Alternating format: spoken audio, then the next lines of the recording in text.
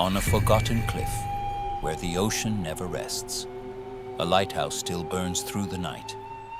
They say its light doesn't guide ships. It calls something back from the sea.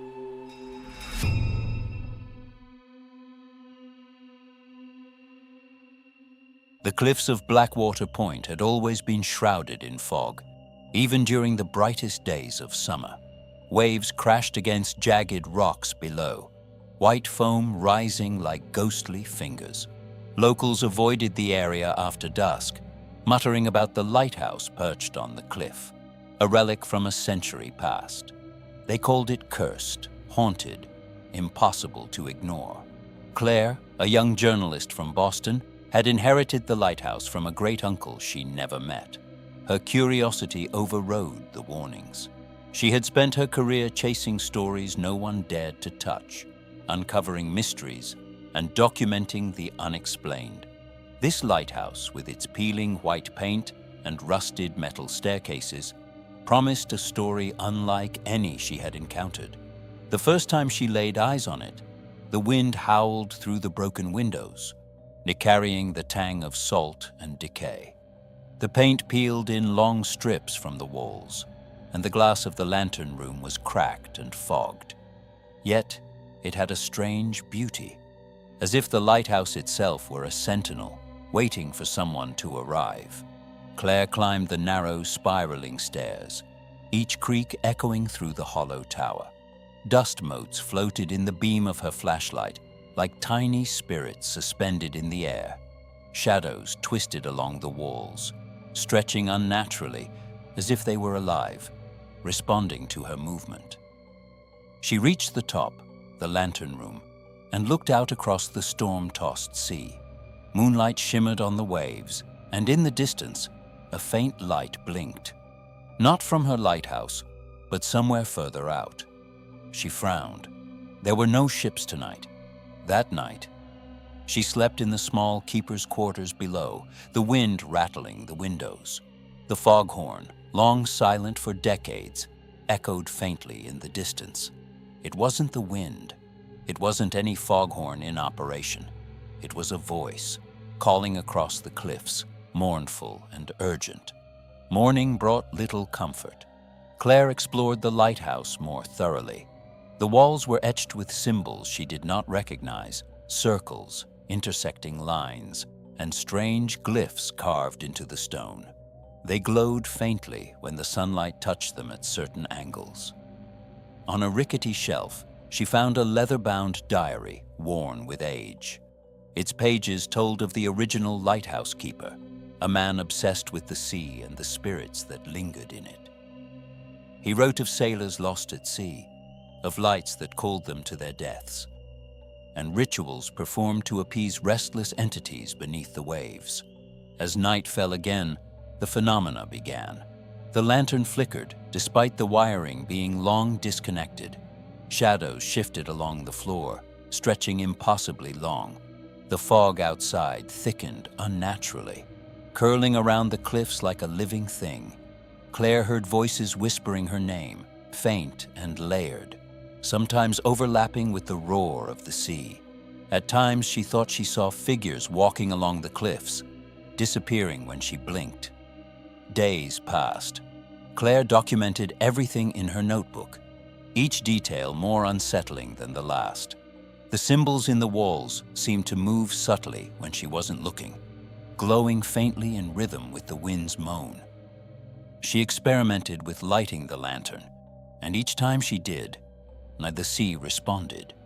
Lights flickered across the water, impossible patterns, like lanterns bobbing for no reason. Sometimes the distant foghorn echoed, even in clear weather, sending a shiver down her spine. Claire began to read deeper into the diary. The keeper's obsession was clear. He believed the lighthouse could communicate with spirits trapped in the depths, spirits of sailors who had drowned near the cliff. They were angry, restless, and the keeper had performed rituals to keep them calm. Rituals that required blood, candlelight, and symbols etched into stone. The final entries were desperate, warning that the spirits grew stronger with each passing generation. waiting for someone to inherit the lighthouse. One evening, Claire attempted a ritual described in the diary, in hoping to understand the connection between the lighthouse and the restless spirits. She drew chalk circles on the floor, arranged candles around the room, and spoke words she barely understood. The lantern flickered violently as the air turned icy.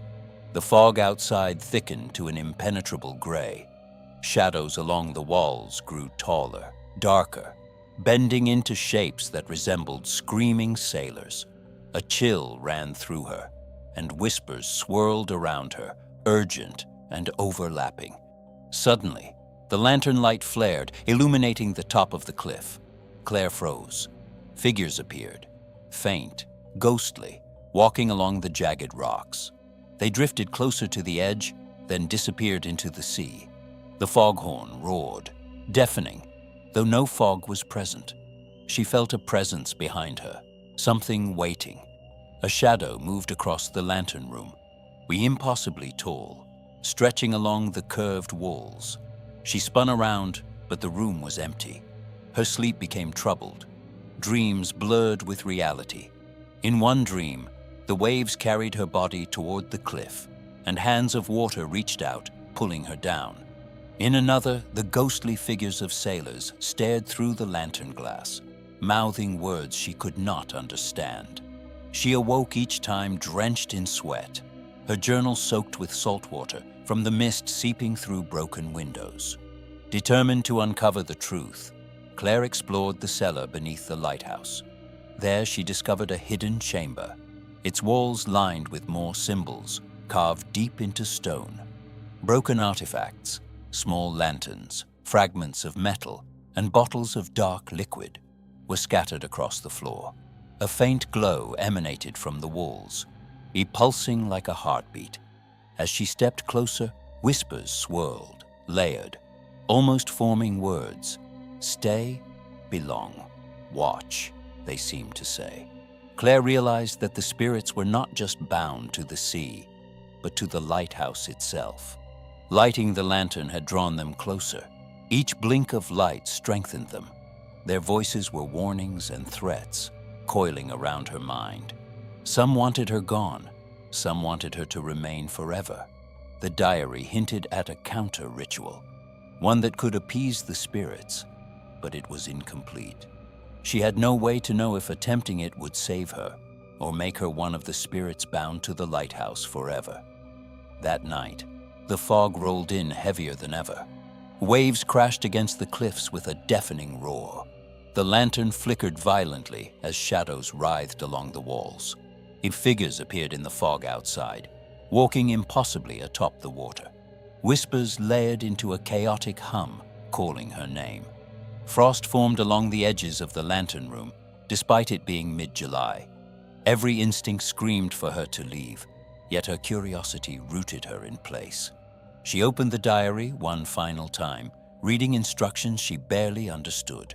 Symbols, words, and actions that seemed impossible and yet necessary filled the pages. The spirits circled the lighthouse, their presence pressing against the stone walls, bending light and shadow. Claire could hear the distant foghorn, mournful and low, reverberating through the tower. Something was waiting, patient, eternal, and hungry. Claire's hands shook as she traced the final symbols in the diary. Her candle flickered violently, casting grotesque shadows across the walls. The fog outside had grown impossibly thick, curling around the cliffs like a living thing. The distant sea churned with unnatural energy, waves smashing against jagged rocks in violent rhythm. The whispers had multiplied, swirling around her, overlapping, urgent and almost intelligible. Do not leave, belong, stay, they hissed. Her breath caught. Something unseen pressed against her chest, heavy and cold, as if the lighthouse itself were alive, watching, waiting. She began arranging candles along the spiraling staircase as instructed, tracing symbols into the stone floor with chalk, following the cryptic instructions from the diary. Each movement was accompanied by a rush of cold air. like a phantom hand brushing her neck. The whispers coalesced into a single voice, echoing from all directions. The light keeps us trapped. The lantern at the top of the tower flared suddenly, burning brighter than it had in decades. Moonlight poured through the broken glass, illuminating the waves below. Claire's gaze followed the sea, and she saw them, ghostly figures of sailors drifting toward the cliffs. Their eyes glowed with hollow light, their mouths open in silent screams. The wind carried their whispers, layered and chaotic, blending with the sound of the waves. She shivered, realizing the diary had not fully prepared her for their intensity. Her pulse pounded as she completed the circle of candles, following the final steps. A precise arrangement of symbols, a chant she could barely pronounce. The shadows in the corners of the lighthouse twisted and stretched unnaturally, crawling along walls like living smoke. A cold mist began forming on the floor, swirling around her ankles. The lighthouse trembled subtly, the very stones vibrating underfoot.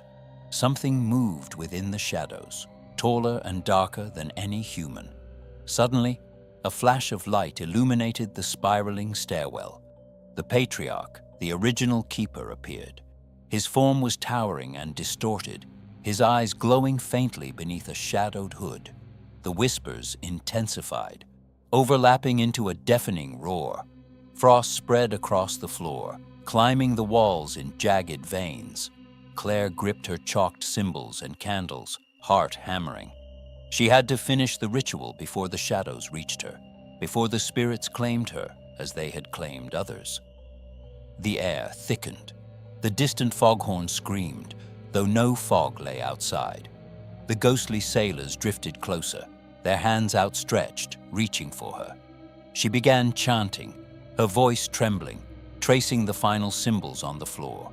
The candles flared in response, shadows recoiling slightly from the glow. The patriarch's shadow lunged, twisting, bending the air with its presence. Whispers layered into frantic urgency, warning and threatening in equal measure. The walls of the lighthouse seemed to breathe, pulsing in rhythm with the waves below. Dust swirled violently, disturbed by the unseen movement of spirits pressing closer. The chalk symbols glowed faintly under the candlelight. Claire's voice grew stronger, despite the fear gripping her. "Release, return, rest," she chanted, following the diary's fragmented instructions. The shadows recoiled and twisted, then surged forward again, as though resisting her command. Her chest tightened, and the cold intensified. Frost crept along the floor toward her circle. The patriarch's figure loomed directly over her, impossibly tall, stretching toward the ceiling and walls. The ghostly sailors pressed in from the windows and stairwells, drifting through the air as if swimming. The lantern flared again, illuminating the top of the cliff. Moonlight glinted off the waves, showing hundreds of faces in the water, screaming silently. Claire's final words echoed in the lighthouse, trembling and raw. "Return to the depths. Release. Let go." The patriarch's shadow writhed, resisting, then faltered. The ghostly sailors froze mid-motion, their hollow eyes flickering. The candles glowed brighter, flames dancing wildly, casting grotesque reflections along the walls. The whispers, once deafening, slowed into faint murmurs, almost like a heartbeat. Then, silence. The fog lifted slightly, though the wind still whipped through the broken windows. Frost melted along the floor, the air warming subtly. Claire collapsed to her knees, exhausted. The lantern at the top of the tower dimmed to a faint glow, steady and soft. For a moment, she dared to hope she had succeeded. The ghosts seemed gone, but the lighthouse remained alive in subtle ways. Shadows shifted in corners where the candlelight didn't reach. A faint whisper drifted through the stairwell, indistinct but unmistakable. "Stay," it breathed. Claire's heart raced, realizing that even if she had succeeded, the spirits were not entirely free. They lingered, bound to the lighthouse, patient and eternal. Morning came, pale and gray. Claire stepped onto the cliff, looking down at the churning sea. Nothing moved, nothing appeared, but the wind carried faint, overlapping whispers, a reminder that the lighthouse never truly slept. The diary, now damp and worn from sweat and tears, lay on the floor of the lantern room. The symbols she had drawn glowed faintly before fading. The candles were extinguished. Claire turned away from the lighthouse, descending the narrow path to the forest. Each step was heavy with the memory of the night, of whispers and shadows, of the patriarch and the ghostly sailors. She thought she had survived. She thought she had escaped, but the lighthouse loomed behind her, silent yet alive, watching. A sudden glimmer of light reflected off a distant window. Shadows curled faintly around the broken panes, a pooling like dark water.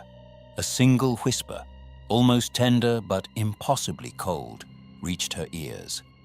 "Welcome home."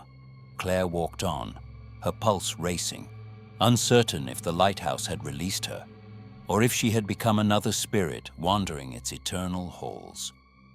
Even when she reached the edge of the forest, the cliffs and the crashing waves, the memory of the foghorn, the lantern, and the whispers stayed with her.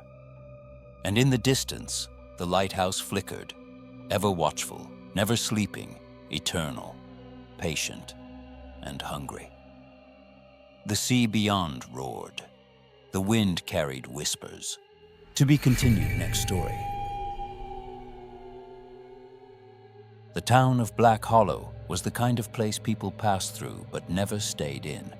Tucked deep between endless forests and fading highways, somewhere in northern Vermont, it felt untouched by time, as if the world had simply forgotten it existed. Old street lamps flickered long after midnight, and most houses stood quiet behind peeling fences and overgrown yards. That was where Ethan Carter arrived on a cold October afternoon. He hadn't planned on coming here. In fact, he hadn't even known the town existed until a lawyer called him 3 weeks earlier with unexpected news. A distant relative had died and left him a property, an estate no one else wanted. Ethan almost refused, but curiosity has a strange power over lonely people. The mansion stood at the far end of Willow Creek Road, hidden behind towering dead trees, whose branches twisted like skeletal fingers against the gray sky. The iron gate groaned as Ethan pushed it open, the sound echoing across the empty property like a warning. The house was enormous, 3 stories tall, Victorian in design, with shattered windows and dark ivy crawling across its walls. The wood siding had faded into a sickly shade of gray, and parts of the roof sagged as if the structure itself were exhausted from standing too long. Ethan stepped out of his car slowly. For a moment, he felt something he couldn't explain, a heaviness in the air, like walking into a room moments after an argument had ended. He told himself it was nerves, nothing more. Inside, the mansion smelled of dust and old wood. Every step across the floorboards produced a long, aching creak. Covered furniture sat like ghostly shapes beneath white sheets, and portraits lined the walls, their painted eyes following him as he walked deeper inside. He laughed quietly to himself. "Just an old house," he muttered. But the sound of his own voice seemed swallowed instantly, as though the walls refused to return the echo. The first strange thing happened that night. Ethan had barely finished setting up a temporary bed in what used to be a study when he heard it. A faint sound drifting through the hallway. A whisper. So soft he thought it was wind slipping through broken windows. He froze. The whisper came again. Not words, just breath. A hushed murmur brushing against silence. He opened the door and looked down the hallway. Darkness stretched endlessly, illuminated only by moonlight spilling through tall windows. Nothing moved. Shaking his head, Ethan returned to bed. Old houses make noises, he told himself. Pipes, wood settling, animals in the walls.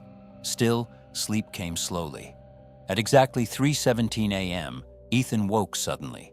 He didn't know why. The room was colder. His breath fogged faintly in front of him, and then he heard it clearly. Ethan. He sat upright. The voice was unmistakable, low, distant, and trembling, as though spoken through layers of water. Ethan. His heart pounded violently. "Hello?" he called out. Silence answered. Then, somewhere downstairs, a door slammed shut. The sound thundered through the mansion. Ethan grabbed his flashlight and stepped into the hallway. Every instinct told him to stay in his room, but curiosity pushed him forward. The beam of light cut through darkness as he descended the staircase. The front door was wide open. Cold wind poured inside. He was certain he had locked it. As he stepped closer, the whisper returned. Louder now, overlapping voices speaking at once. Some sounded desperate, others angry, and one sounded amused. Ethan slammed the door shut and locked it again, his hands trembling.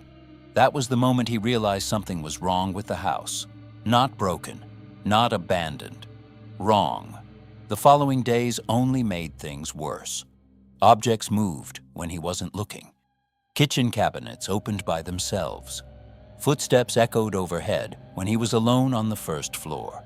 At night, shadows shifted along the walls, bending in ways shadows shouldn't bend. But the whispers became constant, always faint, always watching. One evening, while exploring the second floor, Ethan discovered a hidden door behind a bookshelf. The wood panel slid open with surprising ease, revealing a narrow staircase descending into darkness. The air rising from below was freezing, and it carried a smell, damp earth mixed with something metallic. He hesitated only a moment before going down. At the bottom, he found a small underground room illuminated by a single dangling bulb. Symbols covered the walls, carved deeply into stone. Circles intersected with strange markings he didn't recognize. At the center stood a wooden table, and on it lay a journal. Its leather cover was cracked with age. Ethan opened it carefully. The handwriting inside was frantic, uneven. The binding is nearly complete. The spirits obey the bloodline. The house will hold them forever. He turned the page, unease growing. Some resist. As they whisper constantly, they beg to be released. But Father says fear strengthens the ritual. Ethan felt his stomach tighten. Another entry caught his eye. If the final heir returns, the spirits will awaken fully. The house will claim him as its anchor. The whisper exploded around him.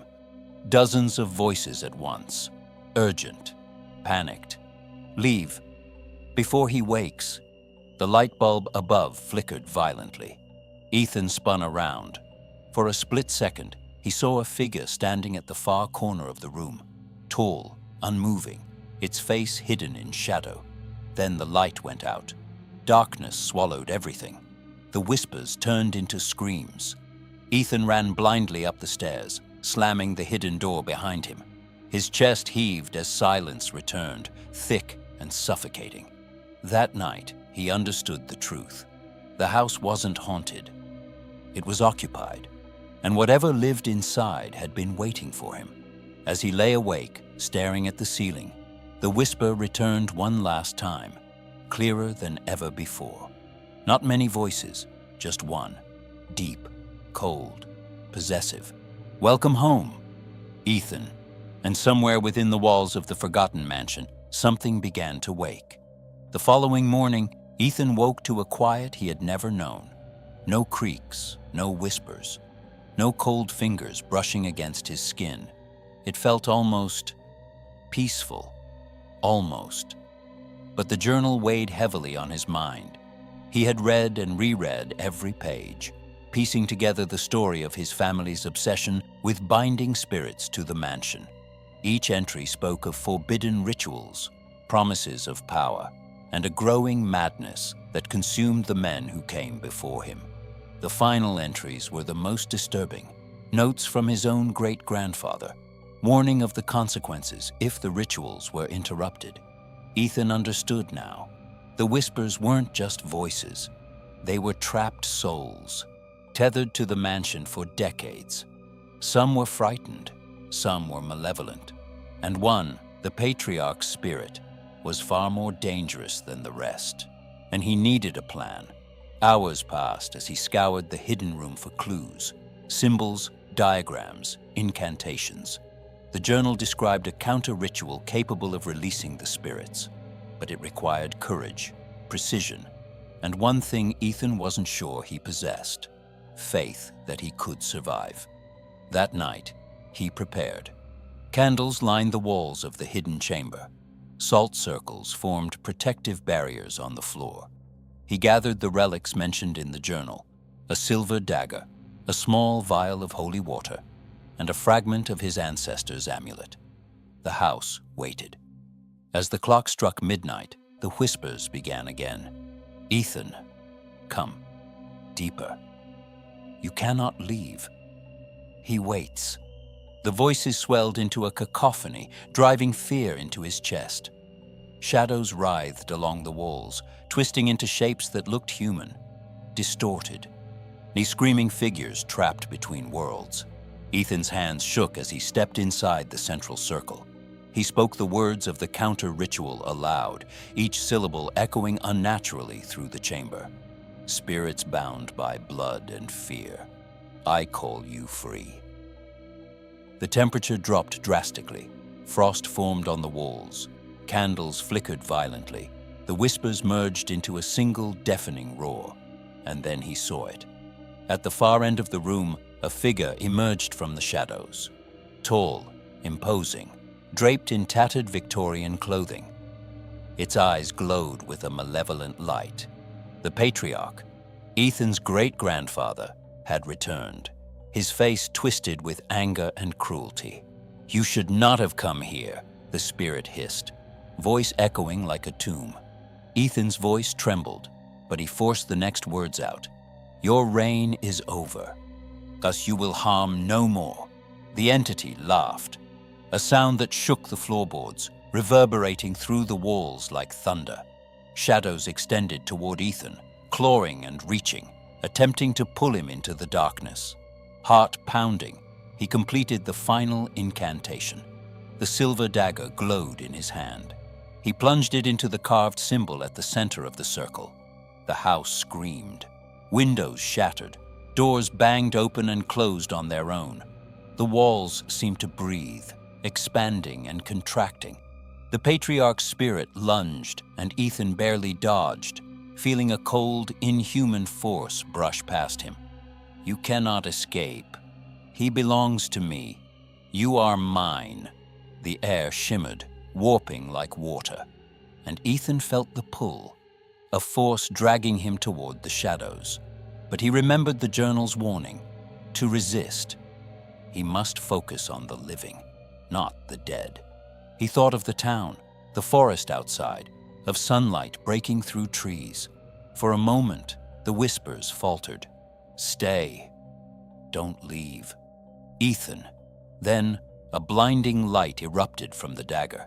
The shadows screamed, twisting and collapsing in on themselves. The patriarch let out a final, inhuman wail before vanishing. The room went silent. Ethan collapsed to his knees, gasping for air. The candles burned steadily. The chill lifted. For the first time in days, the house felt still. He thought he had succeeded, but as he stood and walked toward the stairs, a whisper brushed against his ear, soft and almost affectionate. "Thank you, Ethan." He froze. Then another, colder and darker, slipped through the cracks of the walls. Not yet. Ethan's heart sank. The house was quiet now, but he knew better. Some spirits had been freed, but the patriarch's essence, some part of him had survived. Some part of the mansion was still alive, still hungry. The next morning, Ethan left the hidden room and explored the mansion with a new caution. Portraits seemed to watch him more closely, and he noticed small movements in corners of his vision, almost imperceptible, like eyes blinking from shadows. He packed a small bag. The plan was to leave. to sell the mansion, to put the horrors behind him. But as he reached the front door, the key in his hand trembled. A faint whisper curled around him like smoke. "Welcome home." He froze. The door handle rattled. Outside, the wind had shifted, and the trees seemed to lean toward the house, eager to keep him inside. Ethan pulled the door open with all his strength. Cold October air hit his face, and he stepped onto the porch. For a moment, freedom felt real. Then he felt it. A presence behind him, watching, patient, waiting. The house didn't want to be empty, not yet. As Ethan walked down the driveway, he dared a glance back. Windows stared like hollow eyes. Shadows pooled at the edges, twisting and swirling as if breathing. And in one window, he swore he saw the patriarch's silhouette, faint but unmistakable, grinning. The mansion receded into the mist. Silence returned, almost peaceful again. But the whispers, they lingered. Not in sound, but in memory. Ethan didn't stop walking until the forest swallowed the mansion from view. And even then, deep inside, he wondered, had he escaped? Or had the house simply decided to carry him with it, in a way he could never see or hear? Somewhere, within the quiet of Black Hollow, the mansion waits. The shadows stretch, the walls murmur, the whispers never truly leave. To be continued next story. The roads through the dense Vermont forest twisted and narrowed as Daniel drove deeper into the wilderness. The GPS had long lost signal, and the only light came from his headlights, cutting through the fog like knives. Locals had whispered about the old asylum hidden somewhere beyond the trees, a place abandoned for decades and swallowed by overgrowth. They said it was cursed, haunted, a place where the lost were never really gone. When he finally glimpsed the asylum through the mist, a shiver ran down his spine. Rusted gates sagged on broken hinges, vines clawing at their metal bars. Windows were shattered or blackened with dirt, and peeling paint revealed decades of neglect. The wind whispered through the broken roof, carrying with it faint echoes, a chorus of indistinct voices from within. Daniel parked his car and approached cautiously, camera in hand. Each step on the cracked asphalt sent a crunch echoing through the forest. The fog seemed to thicken around him, swirling like smoke from an unseen fire. He felt a strange pull toward the asylum, as though it were alive, watching, waiting for him to arrive. The front doors creaked in protest as he pushed them open. Dust swirled through the air, disturbed by the sudden movement. The foyer was massive, a cathedral of neglect, with broken tiles, hanging lights swinging slowly, and shadows pooling in every corner. Faded messages scrawled on the walls. "Help us. Don't trust him. They watch." Some scratched in desperation, others written carefully in a hand long gone. He ventured further inside, every step echoing through empty hallways, and the smell of mold and decay was overpowering. Furniture lay broken, overturned, or stacked like barricades. Peeling wallpaper revealed yellowed records of long-forgotten patients. Whispered voices teased his ears, barely audible but persistent. Sometimes it was just the wind. Other times it was something else entirely. Something that followed. In a long corridor, he found rooms frozen in time. Rusted gurneys, shattered medical equipment, and jars filled with dark liquids lined the shelves. Faded photographs of patients stared blindly into the air, their eyes seeming to follow his every movement. One journal lay open on a table, pages yellowed and brittle. It detailed cruel experiments, attempts to manipulate the human mind, to trap the soul, to bend the will of patients beyond comprehension. A sudden slam echoed behind him, eye making him spin. The hallway was empty. He took a deep breath and pressed on. Every shadow seemed to twitch at the edge of his vision. Lights flickered overhead, some bulbs burning, some dead, creating a rhythm that made the hallways appear alive. The whispers grew louder, layering over each other. Leave. Stay. Help. The voices murmured, indistinct but insistent. Daniel discovered a hidden staircase leading to the basement. Each step groaned under his weight, the echo multiplying into something larger, more oppressive. The basement was pitch dark, the air colder, heavier, and more still. His flashlight illuminated peeling walls covered in cryptic symbols and handprints pressed into the plaster. The whispers intensified, now all around him, layered and chaotic, some pleading, some screaming, some laughing quietly. A long table was set against the far wall, old instruments scattered across its surface. Rusted scissors, syringes, broken restraints, and glass jars caught the flashlight's beam. Something shifted in the shadows. He raised his camera, catching a fleeting glimpse of a translucent figure, pale and hollow-eyed, drifting past the doorway. It vanished instantly, leaving only the echo of soft, desperate breathing. The journals mentioned the patients who never left, individuals whose spirits had been trapped by the experiments. Daniel felt a chill crawl up his spine. It was no longer curiosity driving him. It was necessity, a need to understand before he became another lost soul. Each room he entered seemed to shrink and stretch at the same time. Hallways bending impossibly, doors leading to rooms he had already passed, or rooms that shouldn't exist. Mirrors in the hallways reflected more than just his own image. Sometimes shapes shifted behind him in the reflection, fleeting, subtle, impossible to focus on. His heartbeat thundered in his ears. He saw hands pressed against the glass, shadows twisting into forms that weren't his own. Whispers echoed off the mirrors, layering into a maddening chorus that seemed to come from every direction at once. Hours passed. Time itself seemed to distort. Sunlight through broken windows cast uneven shadows that moved contrary to the light. Daniel stumbled across another hidden room. Candles lined the floor, burnt down to stubs, forming a circle around a small rusted bed. On it lay journals, documents, and small figurines.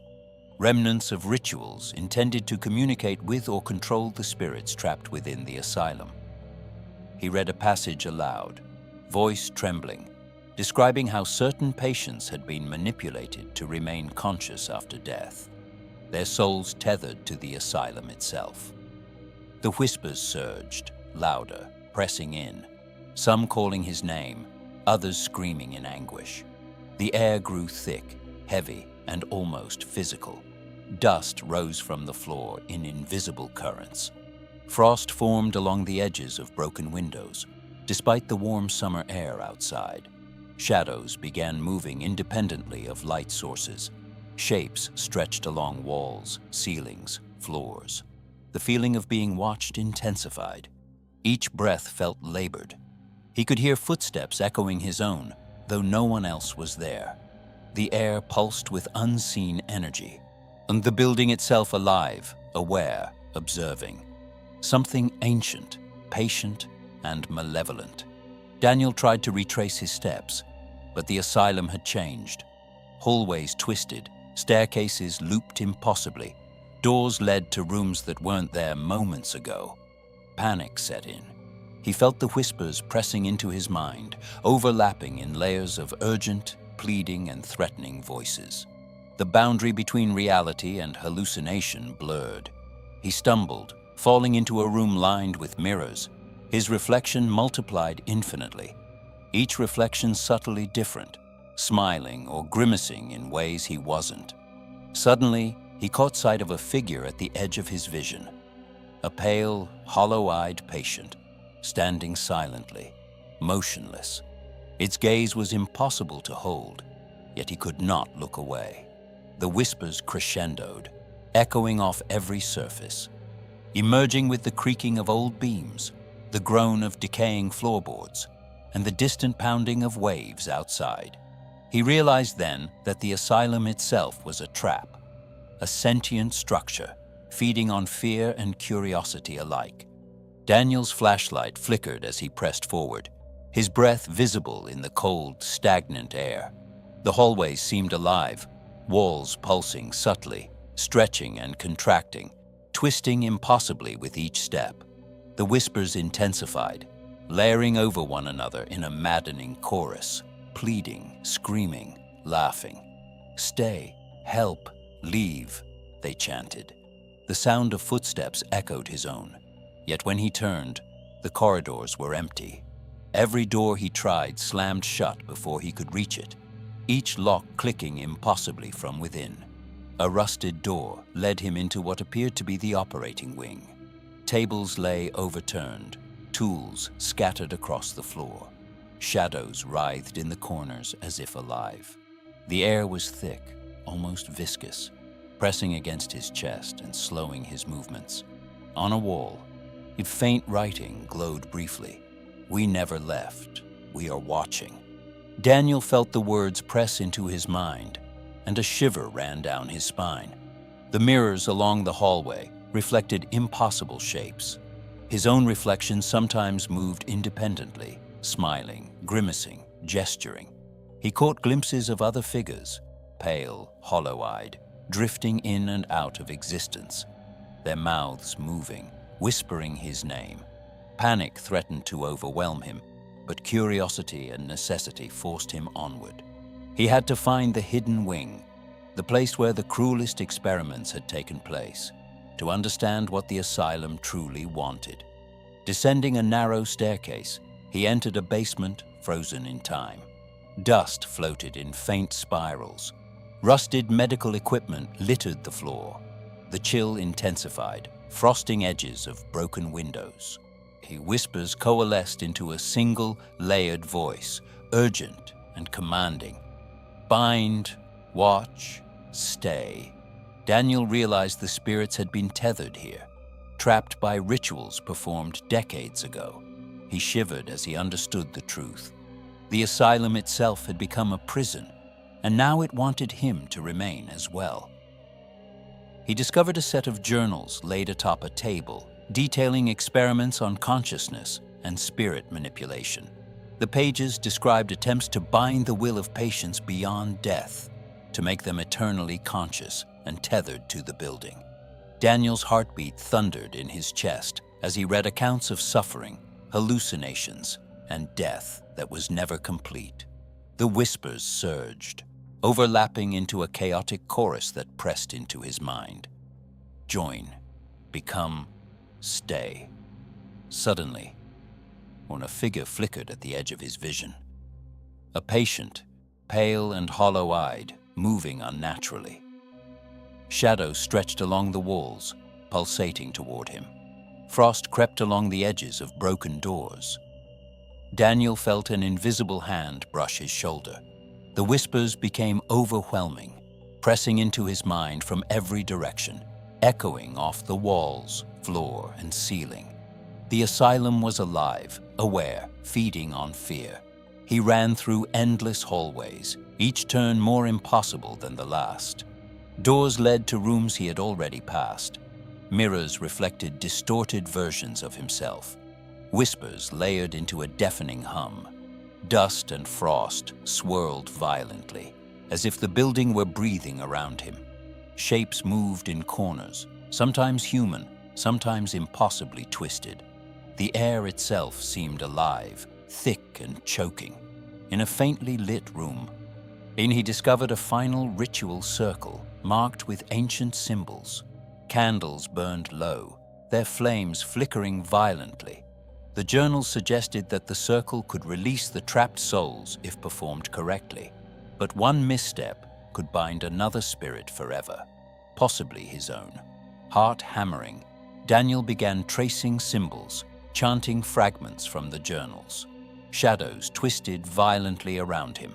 The whispers layered, some pleading, some threatening, some screaming with fury. A figure appeared above the circle, the lead doctor, the architect of the experiments. His hollow eyes glowed faintly. He raised a hand, shadows twisting unnaturally from the ceiling toward Daniel. Frost spread across the floor like crawling veins. The whispers surged into a deafening roar. Daniel forced himself to continue the chant, voice trembling. The candles flared in response, shadows recoiling slightly, then lunging again. Time seemed to break. Seconds stretched into minutes. The walls warped impossibly. Dust, frost, and shadows swirled in chaotic patterns. The spirits of the patients pressed close, some reaching for him, others screaming, others silently begging. Daniel's voice cracked, chanting louder, tracing symbols with trembling hands. The patriarch's shadow writhed, twisting against the light. The building itself seemed to resist, alive and malevolent, as if the asylum would never release its captives willingly. Then a sudden calm. The shadows faltered. The whispers receded, fading into soft, almost tender murmurs. The candles burned steady. Frost receded. The spirits hovered briefly, almost free, before fading into nothingness. Daniel collapsed to his knees, exhausted, trembling. For the first time, he dared to hope he had succeeded. The air was still. The building seemed dormant. Morning light filtered through the cracked windows. Dust floated in soft shafts of sunlight. The asylum appeared empty, silent. Daniel rose, stepping toward the exit. Each step was heavy, carrying the weight of the night's horrors. He passed mirrors, walls, and hallways that no longer twisted. Perhaps he had escaped. Perhaps the spirits had finally been released. But the building itself still pulsed subtly. Shadows pooled in corners, faintly, unnaturally. A whisper drifted through the hallway, almost soft, almost kind, yet impossibly cold. Welcome home. Daniel froze, heart pounding. Outside, the fog swirled along the overgrown grounds. Something moved behind broken windows. He dared not turn around. As he reached his car, the forest seemed quieter, yet oppressive. The asylum loomed in the distance, patient and eternal. Its broken windows reflected the rising sun, but behind them, shadows lingered, waiting. The whispers were gone for now, but their memory clung to him, to his mind, to his fear. He drove away, but a final glance in the rearview mirror revealed a faint figure in the lantern-lit window, watching, waiting. The road stretched ahead, empty and silent. But the memory of the asylum, its whispers, shadows, and frozen horrors, would never leave him. Somewhere deep within, Daniel wondered if he had truly escaped, or if part of him had already been claimed, tethered forever to the forgotten asylum. The wind carried faint echoes of voices as the forest swallowed the road behind him. And in the distance, the asylum waited patiently, eternal, ever hungry, and never asleep.